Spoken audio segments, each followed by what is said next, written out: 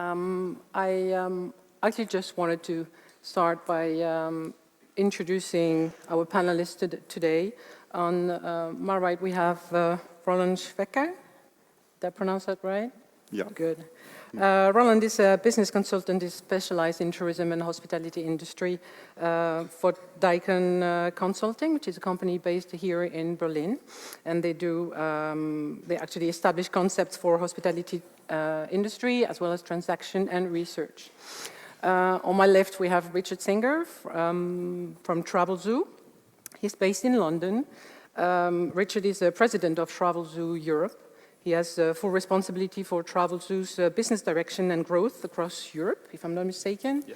And also, I want to mention that Travelzoo operates globally across 26 offices, and you work with over 2,000 travel companies and over 20 million members. You have over 28 million members worldwide. Yeah. Correct.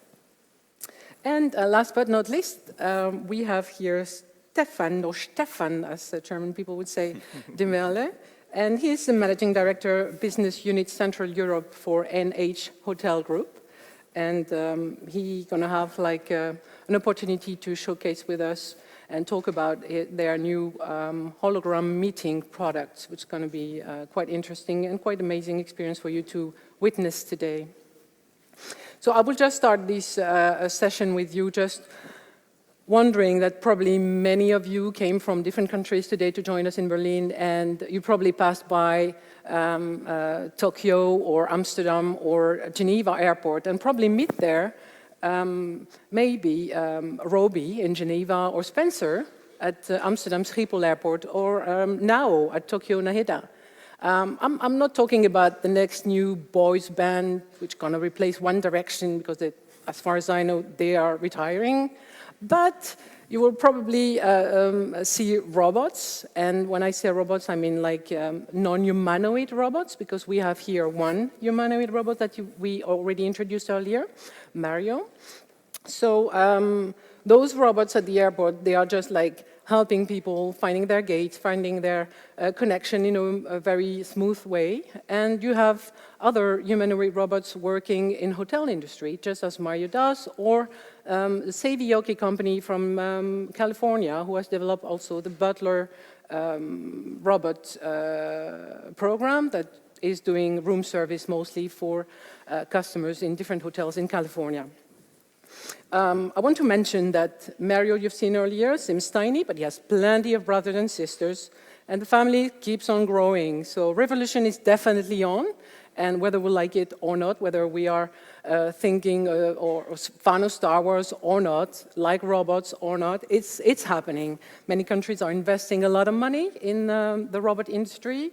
We have a new program in Japan, if I'm not mistaken. It's called, it has been launched last year. It's called the Robot Revolution Initiative Council. In the US, they have the Robotic Initiative. In Europe, they have EU Spark. China has been even gone a step further by employing already 37,000 robots in different industries. And South Korea just opened a robot land park with all kinds of activities and entertainment around the robot industry. All that to say, so the revolution is definitely on. The question is, what does it mean for our industry, for the travel and the hospitality industry? I'm going to stop there and I'm going to ask experts to talk about it, and hopefully you will leave this session with a little bit more knowledge than when you get into the room. So I'm going to start with you, Roland, and I'm going to simply ask you, what do we mean when we talk about robots, and how big is the influence of robots in the hospitality industry? So when we are talking about robots in the hotel industry, we're not talking only about robotic things. We are talking about high-tech innovations, and this means we are talking about digitization, automation, first of all, big data, and artificial intelligence. So those are different technological fields, and robots combine all those fields in a certain kind. So at the moment we have basic service robots in the hotel industry mainly. So for doing delivery services, or we have floor cleaning robots, or Mario who can say hello and yeah, dance or do nice things. We have different hotels where those robots are used already. The Marriott hotel, first of all, we have Marriott in the middle. Maybe you read something about the Hana Hotel in Japan, where is a receptionist robot. I have the feeling in Europe many people see those robots a little more than a gimmick, but it is much more, because there are a lot of technological fields behind this. And yeah, we have a lot of influence of the robotic developments in the hotel industry concerning the performance of the hotels, concerning the service quality. The service quality is rising already, and in the future it will still rise. And the costs and the prices of hotels go down because of the new technological developments.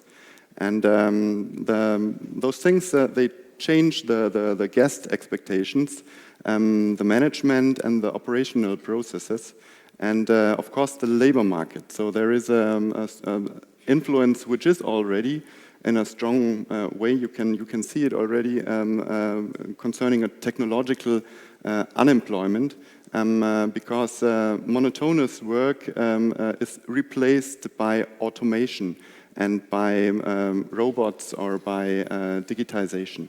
So there will be an impact on labor.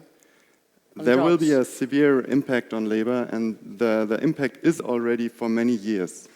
Yeah. So if you look at the automation in kitchen automation, for example, you have the convection ovens already several years in the hotel industry.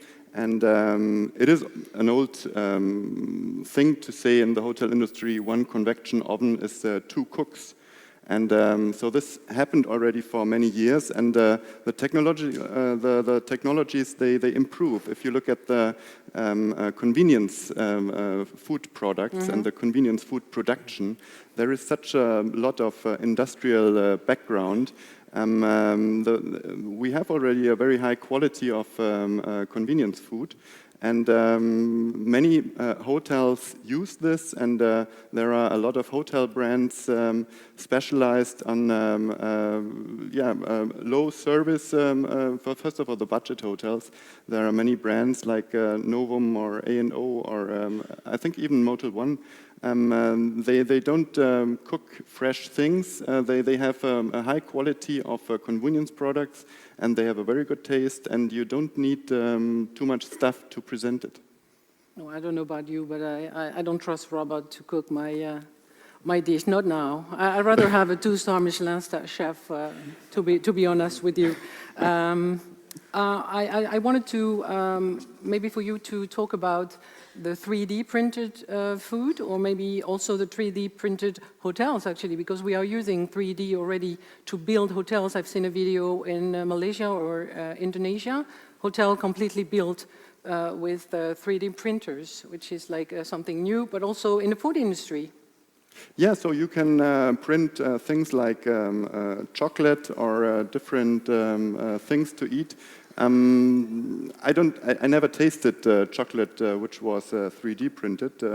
I hope it has a good taste. I don't know really about the future of the 3D printed things. We all know the films from Enterprise, Raumschiff Enterprise. There you have those food replicators. I don't know if this will exist or something similar like this. I talked with managers from IBM already 15 years ago, and they wanted to ask hotel consultants, what can we do concerning the invention of new things in the hotel industry? How can we produce, or how can we abolish minibars in the rooms, or how can we help with technological support to improve the service processes in the hotel industry? And they did very well the last years, and they invented IBM Watson, which is quite popular not only for the hotel industry. So we are talking here about things which are not only for the hotel industry but for the whole society. And IBM Watson is much more than giving receipts of different food products. But in the hotel industry, you can, or in the kitchen, or in the food preparation, you can use IBM Watson. They can give you examples if you cleaned the potatoes. And you have a rest of the potatoes. They give you a receipt how to create a perfect soup and with not this, waste, or limit the waste, food wasting. right. Or if you have any diseases, heart disease or diabetics, IBM Watson can give you examples. You have some things in your fridge. They can give you examples. What is the best for this guest to present? Do you believe that hospitality industry in particular is at high risk when in terms of computerization and how it can influence jobs in our industry? So high risk about jobs? Yeah, absolutely. Yeah, so there is a strong influence with different jobs in the hotel industry. Do we show the slide already? We did. It's see it just here? above us. Oh, yeah? We have it here, they have it up there. Yeah? Okay. So we have different job levels in the hotel industry. You have the hotel manager, the sales manager, you have people working in the kitchen, the bartender, the receptionists. And there was a study presented in 2 years ago or 3 years ago, which was produced in USA. And they looked at altogether 700 different jobs. What is the influence of the new technological developments concerning those professions? And they separated between high risk and medium risk and low risk jobs. And in the hotel industry, there are many jobs with a high risk that they will be replaced in the future because of the technological development. And so first of all, the easier jobs can be replaced by automation or by robots or by any. You don't have only those things. You have smart interfaces too, like keyless room entry. There are many business concepts at the moment concerning keyless room entry. You know, maybe Konichi or other companies with HRS, they work together. And they establish different products, apps to enter the room without the key. And so you have digitization already concerning the payment process. And the payment process, you just book, you go to Booking or HRS or somewhere else, and your credit card will be charged. Then you go to the hotel. There is no receptionist. You just got the information. You got room number 205. You go there and open the room. And so the room just has to be cleaned, and that's it. So many people still want the service, and often they need service, that somebody guides them in the hotel, gives them information, or so this is maybe at the moment more for the budget hotel industry. But so the receptionist, the job of the receptionist, is there a future? How will be the future exactly? Of course, there are many organizational processes in the hotels which are not possible without people. The tasks are changing, and some jobs will be abolished in the future, and then the people have to look for other. I can hear the unions already gathering and trying to challenge the robots industry and how it's going to influence the jobs in properties. There are, as Roland just mentioned it, a lot of products and innovation in hotel industry. We have, through NH Hotel Group, the perfect concrete example, because NH has launched a brand new hologram meeting product that allows people to virtually be on stage without physically being here and being actually at a different place, whether it is next door or the other side of the world. So,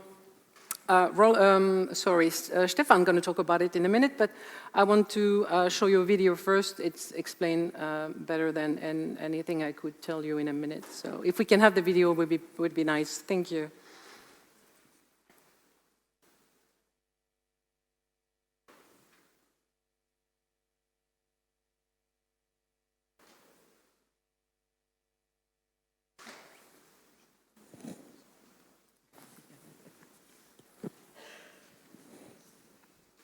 No video?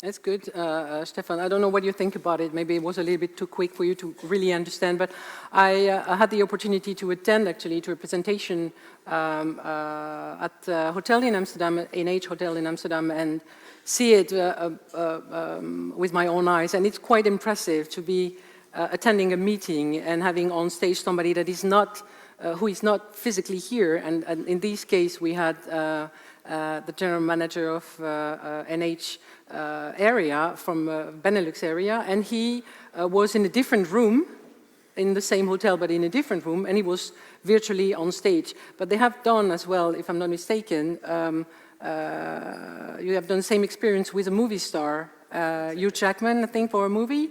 He was in Berlin, and the presentation to the media was in Madrid, in one of the hotels. And he was there in front of the media answering questions directly, and it was quite impressive. What can you tell us about it? Of course. Are you sure, Sarah, that I'm here?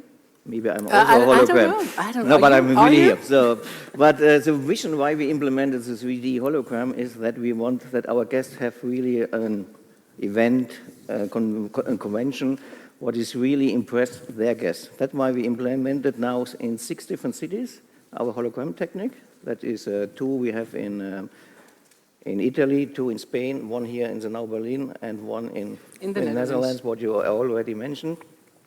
And there you can do several things, not only as a hologram technique, you can also show a presentation or a product that you have, that you can really make some impressions, and you have a different point of view that you can make it really live in a really exciting manner. So the second step, what you can do is show products in real size, like a car or like an engine or even a heart. You can show how it works. And the third point is what you already mentioned, that is really the physical, that is a hologram. You can pre-record and then show it, or you can do it via satellite, what we do with Hugh Jackman when he was here in Berlin, and then he presented in the Euro building in Madrid. It sounds very technical, but I can tell you a very concrete example. Let's say you having a huge party and you want to really impress your friends. Let's say you want Beyoncé to perform tonight for you at your birthday. Obviously, that's not going to happen. But Beyoncé, for certainly a decent amount of money, can dance in her own house in wherever she lives, California or New York, and she will be on stage in your own living room. And that's how it will happen if you have the right technology, and that's what NH is actually proposing to its customers. And I got an opportunity to meet with event companies, and they are loving it because it brings novelty, it brings innovation and technology, and customers just love it because it's new, it's trendy, and it's exciting at the same time. Exactly, that's something totally different, because it makes a different in your meeting, in your conference. That is because companies are looking for something different when they do big conferences, and this makes really a huge impact and a change of the entire concept, and people really appreciate it.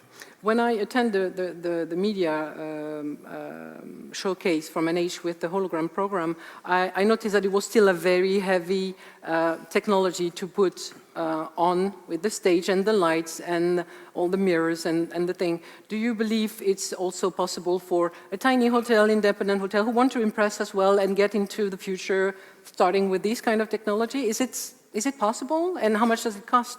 Well, of course, because we have decided to make it fixed, due to the fact that it's 6 to 10 times cheaper if it's a fixed solution, but we have also, our partner can do it flexible. That means we have it now only once here in Berlin, but we can have it everywhere, wherever we want, but that is a little bit more expensive. That's good. And is it interesting in terms of return on investment for a hotel, and do you need to be like a big hotel to really see the difference? For sure, you need a big conference room, like we have it here, because the audience should be much bigger if you do something like a hologram technique. And the return of investment is for sure, because, for example, if you have a CEO who is based in New York, if he take a car to the airport, go book a flight, have a hotel, stay 2 days in Berlin for a speech for maybe 1 hour, that costs a lot of money, time, etc. So you book the hologram in our now Berlin, and then it's only for 1 hour, and then he can go to work, and he can talk to his employee.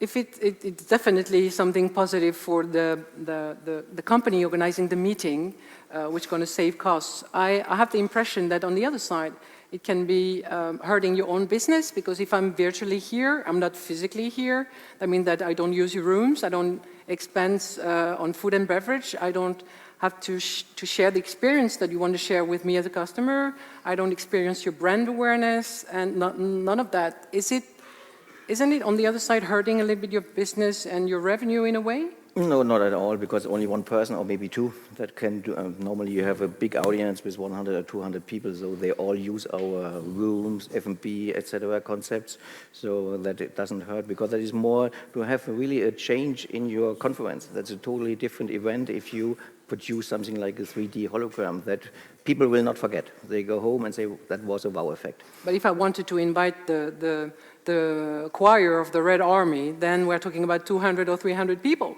Then we're talking about money, I believe, instead of 2 or 3 people. That was just like to mention it, make a joke, which obviously didn't work. We were talking about this lack of human touch and how people will lose it in a way and probably want more. Probably excited by the robots, but in the same time, to want to keep that feeling and that human connection and connectivity, and it's still like a little bit struggling for a lot of people to understand and to perceive robots. I believe your company, Travelzoo, Richard, has conducted an international study that actually share with people how they perceive robots in the hospitality industry. Maybe you can talk a little bit about it. Yeah, sure. I have some slides which we can put up here, sure, which will give an overview. So every year we work with the ITB conference and convention here to come up with a study, and obviously when the topics of robotics and artificial intelligence was mentioned, we were very interested in this topic. But as you begin to research it more and understand how people feel about robots worldwide, there's a huge amount of nuances. So if I can get the slides up, I can go through those. I'm sure we can. Yeah.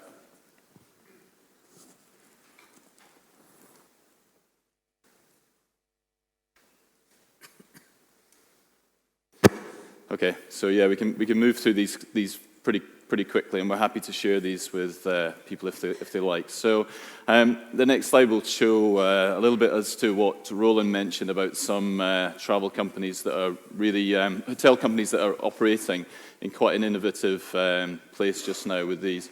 Do you want to move the slides on, or will I? Yeah, great. So Roland mentioned some of these. So we have Marriott, which we've already showcased some of the stuff that they do, but making the check-in experience easier. Hilton now have room keys, so there's no reason to pick up that plastic key just now. And I think came out yesterday that they're now working with IBM on a Watson-based robot also, so there's definitely a lot of innovation coming from Hilton. We've talked around Butler, or this delivery bots, or Bell bot, to coin the phrase as to what they do.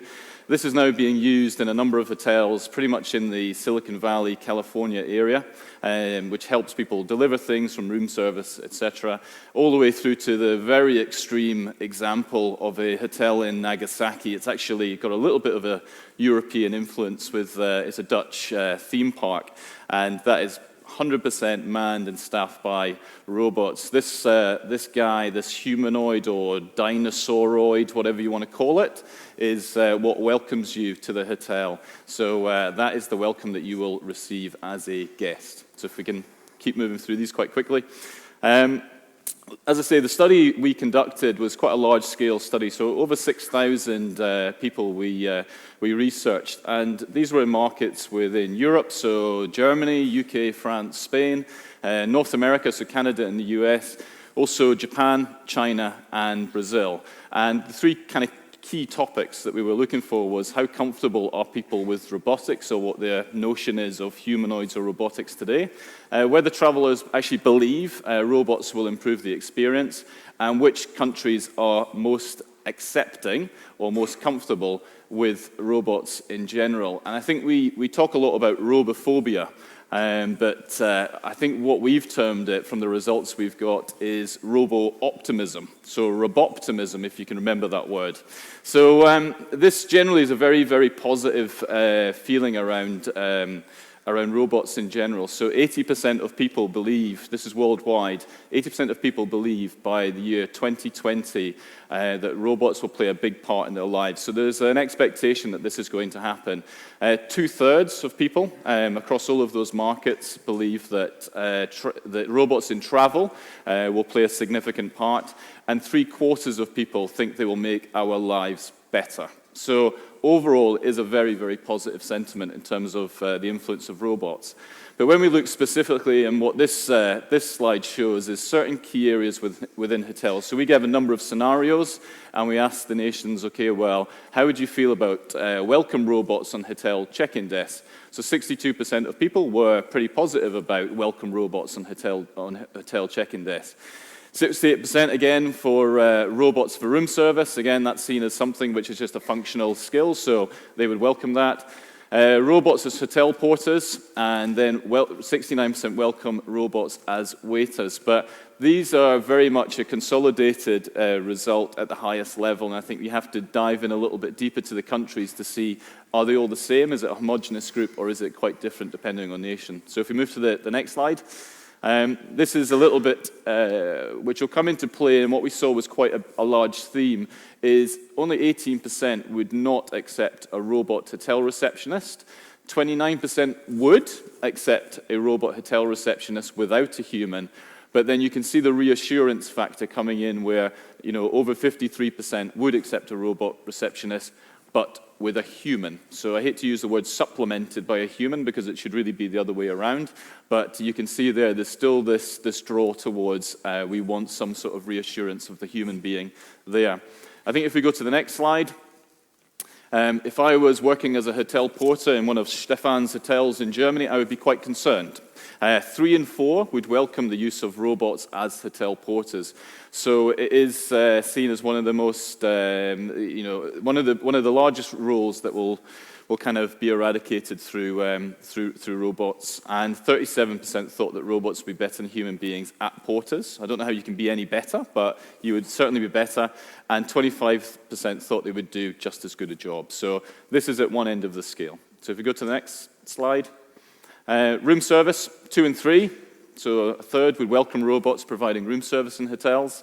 It's funny when you do these pieces of research that you really take a step back from the own experience you have as a guest and think about when you walk through a hotel, what happens when you walk through a hotel, what happens when you order room service, what happens when you ask for an ironing board or an iron to be delivered to your room, and you think, well, why do I have to wait 15 minutes for the arm? Why can't it just be here right now? And I think people expect immediacy. So what we're seeing with these is that 2 and 3 would welcome robots, 50% thought they would do just as good a job.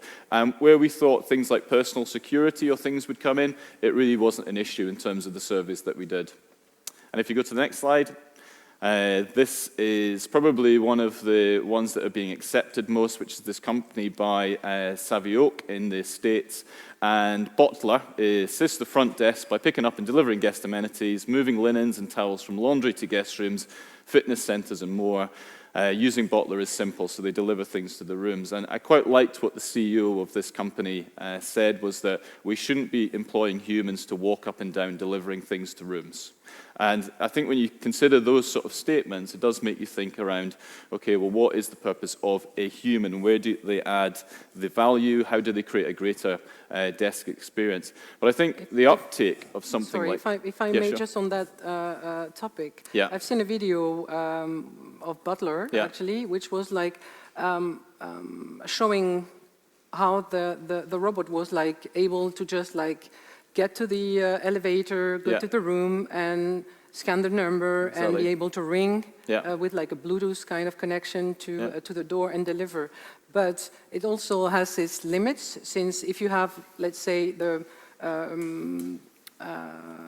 if you have something on each path that is like blocking the way, then this robot will stay there forever, Yeah. and you can still wait for your shampoo or Yeah. toothbrush or whatever Yeah. you ask for. Yeah. So there are like some things that are still better done by humans, I believe so. Yeah, but I mean, something like that, I mean, if obstacles in its way, when you come back to something like, Roomba, which is the hoovering device, I mean, that's constantly coming into obstacles along the way. So by taking some of that technology along with this, then you've kind of solved the issue of getting there. But what's also quite interesting when you understand a little bit more about this organization is our general perception, especially here in the West, and Europe in particular, is of robots being like Terminator or Robocop or Stormtroopers. Yet this one has been specifically designed to look very soft, so no sharp edges, very round. It makes little sounds. It's not intimidating at all. This one looks cute to me. This is cute. Yeah. This is cute. Yeah, very cute. My only concern is that if I shake his hands and there is a bug, it can just crush my hand or Exactly, something, you know? exactly. I'm not sure Mario could take a bottle of wine to my room yet, though, could he? Not yet. No. Not yet. That's a shame. So I think it's worth bearing in mind. But to be fair, inception of these sort of products, there's only 5 hotels who are using it, and it's in the heart of Silicon Valley. So it's still very much in its infancy. So if we move on to the next slide, it's just about done. All roles tested, then what you can see there is everything from hotel porters all the way down is, hotels really do sit at the top in terms of where robots should play a part and a role within that. Air cabin crew is the least, where they would accept robots today. And then the final slide, which I've got a couple more to do here. So if you just want to move on. Okay, that's the same slide. Okay, move on. I don't know why that's done that. And then the next 2 That's slides. the interesting part indeed. Yeah, so when we look at these results at a very high level, they give you general trends, but this might come as no surprise to any of you. Chinese travelers are the most accepting. 97% accept robots in their life, and actually nearly 70% of them would accept them as a waiter. So more people would prefer a robot than a human as a waiter. We're probably a lot of German people in the room today. You'll probably be a better place to answer the question as to why you guys are the least accepting of robots, but you are. UK travellers, 50% accepting robots as a hotel receptionist. Generally, the British people are quite one of the least comfortable with robots also. One of the things is that they don't believe that robots will get our jokes. So that's it. Spanish travellers, 2/3 are accepting of robots. So actually in Spain, they're the most positive about robots in the whole of Europe. So Given how many unemployed there are, I'm surprised that they're encouraging more of that inflow into the country. French travellers, second least accepting, and the majority of that is around the waiter. I mean, obviously, being a waiter in France is a very esteemed job at the highest level. So anybody who comes and takes that particular part away is definitely not welcome. The final slide gives some other ones here. Japanese. 2/3 would prefer a robot hotel receptionist, but what's quite interesting about this study is the country that's got the most amount of progression as a country in terms of development of robots is actually one of the countries that's the least comfortable with them. So there's definitely something in that. US travelers, pretty open, 50% would prefer to be greeted by a hotel receptionist. That can answer all of my questions. So the US certainly don't accept incompetence when it comes to the front desk. And Brazilians, in a very optimistic way, are optimistic about robots and especially hotel receptionists. So that hopefully gives you a flavor that, you know, there are some very optimistic feelings towards robots, but it's definitely nuanced in terms of the various different countries. I'm actually not very surprised by the French second position. You're not? Least. No, I'm not. As No. a French myself, I can tell you that we first say no. Exactly. And then we say, maybe, why not? Yeah. Sure, let's Yeah. do that. And we always late on many things. But obviously not on the robots because the French, the company that actually built Marriott here is French. So we are catching up. Yeah. Talking about this gap between Asia and Europe, obviously there is something happening here. In the Eastern world, they are pretty much more interested, excited. They want to go for it. They invest a lot of money, and we are talking about trillions of revenue generated by robot industry in China, in Japan, in South Korea. How do you explain this difference of culture, maybe, or how the way they perceive robots, and some want them, some totally don't want to talk about it? Yeah, I mean, I think our experience of robots is quite limited in Europe, whereas in China, almost 2/3 of the service robots in operation are in China. So they're far more familiar with these, which is why they've probably seen the positivity. They've been through that learning and understanding of what part robots can play within many industries, manufacturing, engineering, healthcare. So I think Chinese in particular really do swing it towards the positivity towards the East, but I think they're further ahead in terms of their acceptance and how comfortable they feel with robots. Okay, I'm in a way not surprised if you look at movies and all the mangas and all the Asia is definitely into that. And there's also some big elements. The Japan Olympics in 2020, they've already committed to nearly 20 billion towards robotics to support that Olympics. So when it comes to becoming a core part of what your Olympics is about, then certainly people think, okay, well that's a good thing. It's the biggest promotion in any one country. That's interesting. And I would actually be very happy to know what you think about it. If you can use the little remote control we have placed on your chairs. I have one quick question for you, and maybe we can comment quickly. The question is very easy and answer totally what Richard just explained. Will the majority of travelers or hotel guests accept robots in the service industry in the next 10 years? What do you think about it? And please press, and then we will comment about it in a minute.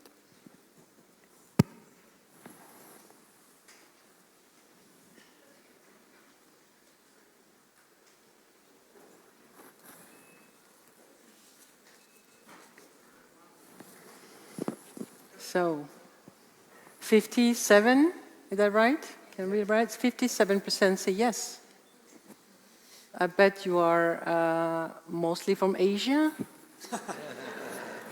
I'm not sure. I believe that the 17 is from Germany and France, probably, if we have a couple of them here. Well, thank you for participating. We have a couple of minutes to actually for Q&A and interaction. So if you have questions, please try to grab a mic and ask anything to our experts and prestigious panel we have here today at your service. Please just ask questions as we are running out of time. Just don't comment. We really want to have questions. We have one question here, sir. Yes, quick question. First off, very interesting topic. I had a question about the other side from an employee's perspective. I think there are quite a few people working in tourism here. Should hotel employees and tourism employees start panicking right now that robots are going to take away their jobs, or do we still have some time to prepare, and what can we do to prepare? Roland, maybe you can answer this question. Shall hotels start panicking? That's a good question. You know, the solution is education. So there is a changing process, and you have the best security if you improve your qualification. And there are so many tasks the new technologies will give you, but of course you need talents and a basement education to get in the market or to keep in the market. So, but just sitting somewhere and saying, hello, here is your key, and that's it. That's not enough for the future to have a job. So it is a big risk for the employment in the whole world that the lower qualified people will have more problems to get jobs than in the past. The key for the future is only education. You don't have to panic. There are possibilities to improve your skills, and of course the states and the law, and first of all the lobby of the hotel industry, they should do more for the research. We don't know how many people were abolished concerning the convection oven, or things like apps which replace receptionists. The hotel lobby has to do more. They didn't do anything the last years to protect the employees. They just supported the hotel brands and the hotel industry too. But there has to be more to be done for the employees in the hotel industry. I think it's at an early stage, but it can go really, really fast. So, any other question? We have two questions in the front.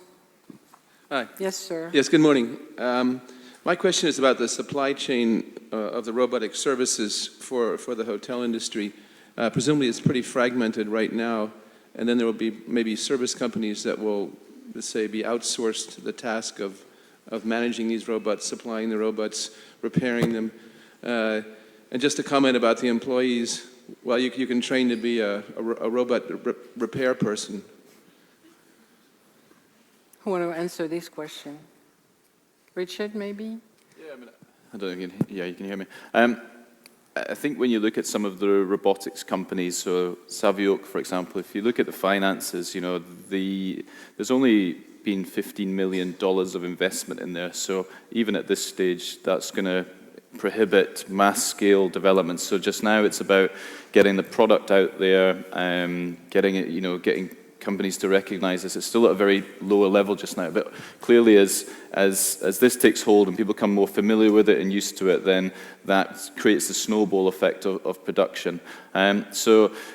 Clearly there is a supply chain demand there just now, but I certainly think it will definitely pick up. And I think just also maybe coming back to the employee point as well, is I think it also has to fit with the brand that you have. So if I'm a hotel porter in a Holiday Inn Express, I would be very worried just now. If I am an employee at Four Seasons or a very high-end hotel, then that's all about the hospitality, it's about the personal side. But I think I liken this a lot to, a little bit like the call center industry, where we had thousands and millions of people involved in the call center industry, and when telephony automation was introduced, people thought, okay, well, that's the end of the call center. But ultimately what it did is it just removed the standard calls of paying a bill, and it actually focused companies on customer service about the things that really mattered and added value. And if we can remove some of those more mundane tasks to automation, then it allows the employees who are good, who are skilled, to spend more face time with guests, which ultimately is the true test of, the true sort of barometer of how good a service a hotel provides. We had another question here.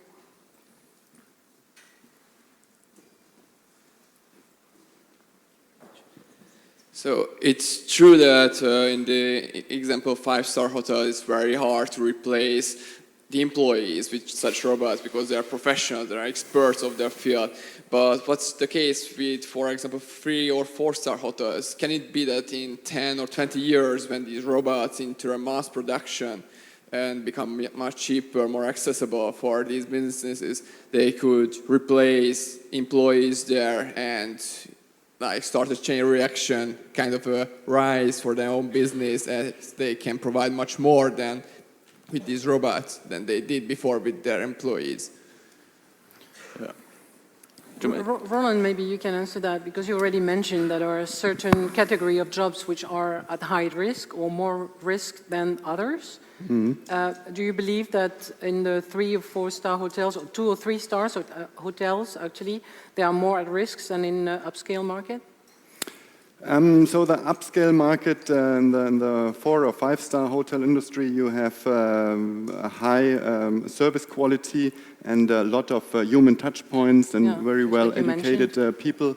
And yeah, guests, they always want to have in a high category contact to humans.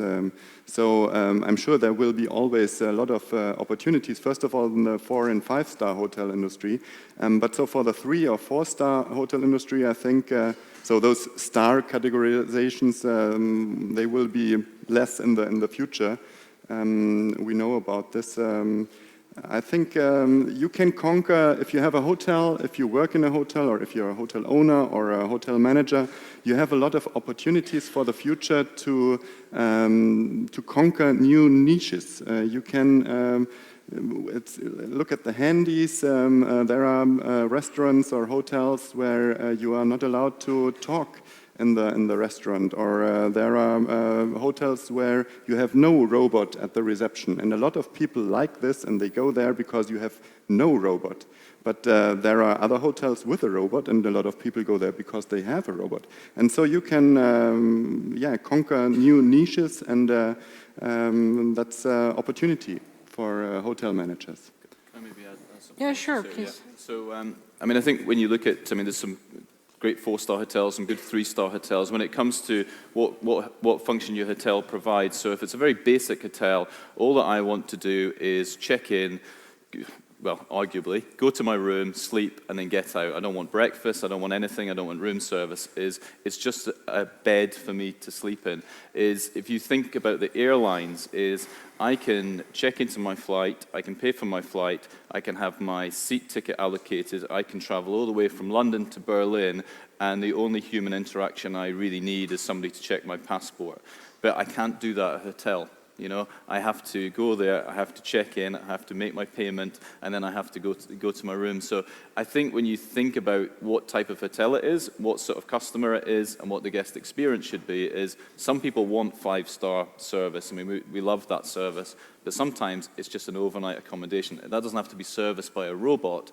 I think just the use of smart technology can make it a lot better. And some people pay for it. Yeah. So if you pay for it, you get the service you want. If you just want to have a room for a night, which is as cheap as possible, you don't want to pay for the service. You just want to have your space, and that's it. And that's a good thing for customers. We have a question in the middle room. There. Yes, here? Yes, sir. Okay, thank you. Just a question. Are there any plans in the future to make use of robots for them to become the trainers of low-cost employees for standards in hospitality communications? Interesting questions. You were talking about education and how education is crucial in this war, if I can say that, against robots. Do you believe that we can have like robot training humans? You have already wonderful tools concerning e-learning.